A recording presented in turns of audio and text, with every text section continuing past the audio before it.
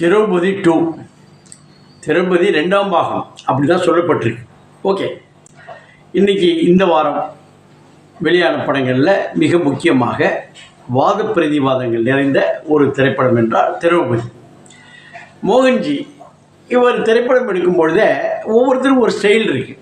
இப்போ பாலச்சந்தர் இருப்பார், அவர் சாதி சம்பந்தப்பட்ட நிறை குறைகளை, நிறை என்பதை விட குறைகளை சுட்டி காட்டுவார் நிறைய விஷயங்கள். அதனால் அந்த சாதியிலிருந்து அவர் எதிர்ப்பு இருக்கார். மரியாதைக்குரிய விவேக் அமரர் இருந்தார். அவர் நிறைய காமெடி செய்யும் பொழுது குறிப்பாக அவர் சார்ந்த சமுதாயத்தையே சட்டையர் பண்ணியிருப்பார். அதனால் நிறைய எதிர்ப்பு இருக்காது. ஏன் நம்ம கமலஹாசனே என்ன பண்ணாருன்னா, அவை சண்முகில் என்ன பண்ணாருன்னா, அந்த ஒரு குறிப்பிட்ட ஜாதியை சொல்லி இவனும் அந்த ஜாதி தானே, பாப்பாத்தி தானேங்கிற மாதிரி சொல்லியிருப்பார். அதனால் அந்த எதிர்ப்புகள் இதுவே வேறு ஜாதிகாரவங்க சொல்லியிருந்தால் எப்படி இருக்கும்? இதுதான் அந்த நம்ம மோகன்ஜியோட வேலை. அவருடைய சமுதாயம் அவர் சார்ந்ததை அவன் மதமாக இருக்கட்டும், ஜாதியாக இருந்து ஏற்றி கொள்வது, இறக்கி சொல்வது என்பது ஒரு அற்புதமான விஷயம். இன்னொருத்தவங்க இடத்துல தான் குறிப்பாக என்ன பண்ணாருன்னா, நாடக காதல் என்ற ஒரு மேட்ரு வந்தோடனே அவர் சார்ந்த சமுதாயத்தை சேர்ந்தவர்கள் நிறைய பேர் என்ன பண்ணாங்கன்னா, வண்டி கட்டிட்டு போய் குடும்பமாக போய் பார்த்து மிகப்பெரிய வெற்றியை பெற்றார்கள். அந்த படம் வெற்றி அடைஞ்சிது. அதை ஒரு மிஸ்யூஸ் பண்ணக்கூடிய விவகாரமாக நல்ல ஒரு பேர் கிடச்சிருக்கு. நல்ல டெக்னீஷியன், நல்ல ஒரு தொழில்நுட்ப கலைஞர், நல்ல சிந்தனையாளர் வரிசையாக வந்துட்டு இப்போ என்னாச்சு, திரௌபதி 2ன்னு போட்டு ஜாதி என்பது ஒரு பக்கம் பற்றி எரிஞ்சிகிட்டு இருக்குது, மதங்கள் பற்றி எரிஞ்சிகிட்டு இருக்குது. அது 20 வருஷமாக 20-25 வருஷமாக பற்றி எரிஞ்சிகிட்டு இருக்கு. இந்த ராமர் கோயில் கட்டுறது அதெல்லாம் பண்ணிகிட்டு இருக்கிற நேரத்தில் தமிழ்நாட்டில் ரொம்ப அமைதி போங்க திடீர்னு இப்போ போய் இருக்கிற நிலங்கள்லாம் அவர்களே அபகரிச்சுக்கிட்டாங்க அப்படிங்கிற மாதிரி ஒரு இதை கிளப்பி விட்டு அதுக்கு திரௌபதி 2ன்னு ஏற்கனவே வாங்கின பேரை அதை மிஸ்யூஸ் பண்ணி வச்சிருக்கிறார். மிஸ்யூஸ் என்று சொல்லலாம். ஆமாம், அது தவறல்ல. அது சரித்திரபூர்வமாக ஆய்வு செய்யப்பட்டது, அறிவு செய்யப்பட்டது, சொல்லப்பட்டிருக்கு, எடுத்திருக்கு. இது என்னாச்சுன்னா, ஒரு நல்ல அவரே சொந்த படமா ஃபைனான்ஸ் பண்ணமா என்பது ஒரு பக்கம் இருந்தாலும் ஒரு வாய்ப்பு நல்லா கிடைச்சிருக்கு. அதை வச்சு செல்ஃப் டெவலப்மெண்ட் பண்ணுறதை விட்டுட்டு இதை நல்ல ஆர்டிஸ்டுகளான வந்திருக்காங்க. இப்போ என்னாச்சுன்னா, அவருடைய ரிச்சர்டு ரிச்சி இந்த திரைப்படத்துடைய கதாநாயகர் கதையை சொல்லிட்டோம் ஃபஸ்ட்டு. என்னென்னா, ஒரு 400-500 வருடங்களுக்கு முன்பு முகலாயர்கள் தமிழ்நாட்டில் ஊடுருவும் போது இருக்கிற நிலப்புலங்கள், அந்த கோயில் குளங்கள்லாம் கொள்ளையடித்தார்கள் என்பது வரலாறு. அதில் மறுக்கிறதுக்கு உள்ள வரலாறு எழுதப்பட்டது இருக்குது.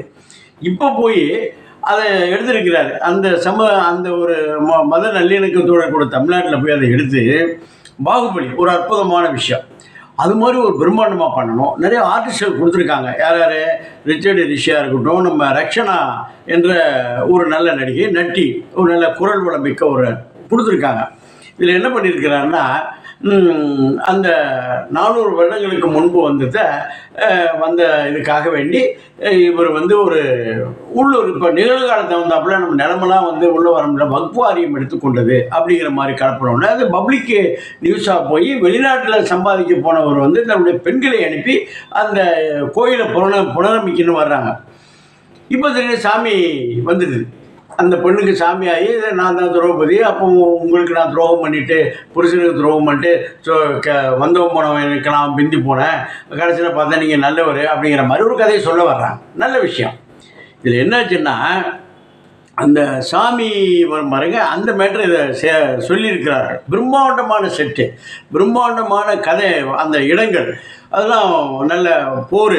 அதில் ஒரு காமெடி பண்ண போகிறோன்னு சொல்லிட்டு என்ன பண்ணியாச்சு, அவர் கருட படை என்று ஒரு படை, கருட படையில் நான் பண்ண போகிறேன். அது கருட படை என்னன்னு ஒரு சீனு ஒரு 2-3 ஷார்ட்டு கூட சொல்லியிருக்கலாம், சொல்லாமல் கம்முன்னு வந்துட்டார். அடுத்தபடி என்ன பண்ணுறேன்னா, யானைப்படை, குதிரைப்படையாக இருக்கும், பூனைப்படைன்னு ஒரு மேட்ரு ஒன்று பண்ண ஆரம்பிச்சு மேட்ரு சீரியஸாக போயிட்டு இருப்போம். பூனைப்படைன்னு ஒன்று போட்டு காமெடி பண்ணுறாரு, சிரிப்பும் வரல, வாய்ப்பு கீழே முடிச்சிருக்கிறதாங்கிற லெவலில் பண்ணிட்டார். நல்ல விஷயம். ஆனால் மொத்தத்தில் இந்த திரைப்படம் பார்க்க வேண்டிய திரைப்படமா எல்லாரும் இப்போ நம்ம பாரஞ்சித்து செய்கிறார். அவர் தனக்கு ஏற்பட்ட ஒரு இழப்புகளை மற்றவர்களை காட்டவில்லை. இப்போது அக்கப்போரா என்ன பண்ணுச்சுன்னாக்கா, இப்போ அண்மையில் என்ன பண்ணாச்சு, இவங்களை வச்சு ஜெய்பீம்னு ஒரு படம் பண்ணாங்க. அது சும்மா இருந்த படத்தை வெளியில் இருந்த ஆளுகள் பேசி அதை பப்ளிசிட்டி கொடுத்து தள்ளிட்டாங்க. அதனால் நல்லா போணுச்சு. இப்போ இவர் அப்படியே நெகட்டிவ் பப்ளிசிட்டி கிடைக்குமா அப்படின்னு நினச்சாரா, இல்லை உண்மையிலேயே சரித்திரபூர்வமான கதைகளை சொல்லுவேன்னு நினச்சாரா? என்னென்னா, பாகுபலி நிறைய படங்கள் அந்த மாதிரி கேஜிஎஃப்லாம் பண்ணாங்க. ஒரு பிரம்மாண்டமாக பேன் இண்டியா பண்ண போனாங்க. இது என்னாச்சுன்னா புலியை பார்த்து பூனை சூடு போட்டு கொண்ட மாதிரி ஆகிப்போச்சு மொத்தத்தில். இப்போ என்னாச்சுன்னா வாத பிரதிவாதங்கள் நிறைய பிரம்மாண்டமாக பண்ண போகணும் வாத பிரதிவாதங்களை கலப்பி விட்டு பண்ணி வச்சிருக்கிறார். ஓகே, நல்ல விஷயம் தானே. அதுவும் இதில் யாருன்னா யார் அந்த உணர்வுகளுக்கு இருக்குது. ஒய்ஜி மகேந்திரனை கூப்பிட்டு ஒரு நல்ல ஒரு காமன் நடிகர் அவரை கொண்டு போய் இந்துக்களுடைய பிரதிநிதியாக போட்டு அவர்களை சப்போர்ட் பண்ணுற மாதிரி திரைப்படம் என்பது ஒரு சுதந்திர போராட்டத்திலே பண்ணிச்சுங்க. நம்ம இந்தியா வந்து சுதந்திரம் அடைவது தேசியம் வளர்த்த தமிழ் சினிமான்னு பண்ணிச்சு, திராவிடம் வளர்த்த தமிழ் சினிமான்னு பண்ணி திராவிட ஆட்சிகள் வந்து இன்னவரையும் அகற்ற முடியல. அப்படி ஒரு அழுத்தமாகவும் ஆழமாகவும் கொடுப்பதற்கு பார்த்தா எப்போதுமே எந்த ஒரு மதம் எந்த ஒரு ஜாதின்னு வச்சுட்டோம்னா தமிழ்நாட்டை பொறுத்தவரையிலையும் ஒரு 20% குறிப்பிட்ட ஜாதியில் மிச்சவங்கள்லாம் எந்த காலத்திலும் இருக்கிறது இல்லை. மிச்சம் 80% அவர்களுக்கு எதிர்ப்பாக இருப்பார் என்பதை மறந்துவிடக்கூடாது. அதுதான் இப்போ நடந்திருக்கு.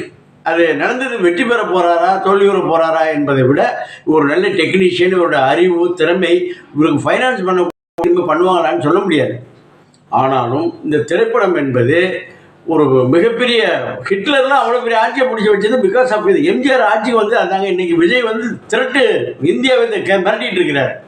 அப்படி ஒரு திரைப்படத்தை மக்களுடைய பேராதரவு பெறுவதற்கு செய்வதற்கு பதிலாக ஒரு வெறுப்புணர்வை எதிராக உண்டு பண்ணி வச்சிருக்கிறார் என்பதை தவிர வேறு ஒன்றும் இல்லை. ஆனாலும் ஒரு ஆஸ் என்டர்டெயின்மெண்ட்டாக பார்க்க போகிறப்போ தெளிவாக பார்க்கலாம். ஏன்னா மனிதக்கறி, அதாவது அந்த குறிப்பிட்ட மதத்தினர் இங்கே வரும்பொழுது எதிராளியாக உள்ளவனை மதமாறு, அப்படி இல்லை என்றால் உன்னை கொண்டு விடுவேன், இல்லை என்றால் நீ வந்து வரிகட்டு அப்படிங்கிற மாதிரி சொன்னதாக சொல்கிறாங்க. இருந்திருக்கலாம்.